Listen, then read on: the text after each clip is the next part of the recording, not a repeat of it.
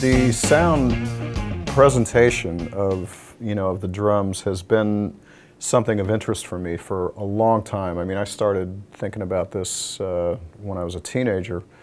My friend, keyboard player Jay Oliver, that we grew up together, and he, not only being a great keyboard player, he had his own studio from a very early age as well in his own house.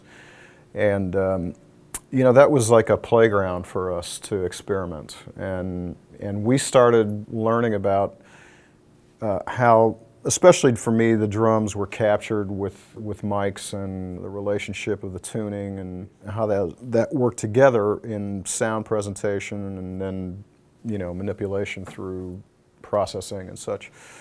And, that kind of transferred itself into the live aspect as well, because I wanted to, as best I could, represent really nice fidelity sound live.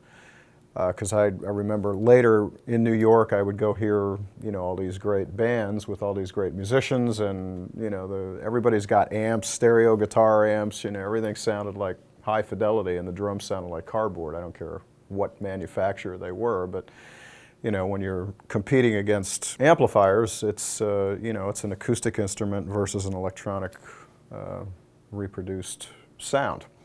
So at that point, it was really something for me that I started to think about as part of my setup. And I started, like I said, I started doing this, in my early 20s, really hardcore carrying stuff around, speakers, mixers, mics, Everybody thought I was nuts, but I had the best live drum sound anywhere in clubs. I was just at that time carrying, separate amp, a speaker, big speaker, and it was all kind of custom-made stuff at the time, because nobody was really thinking about that kind of thing as far as lightweight, self-powered stuff. Where I grew up in St. Louis, there wasn't a whole lot of people doing this kind of thing, even audio engineers. So we had to learn how to do it ourselves to produce the sound that we were hearing elsewhere on professional records, which of course we couldn't do with our gear, but we learned how to get close, even back in those days, and it was just an education, and it's a continuing education for me to learn about,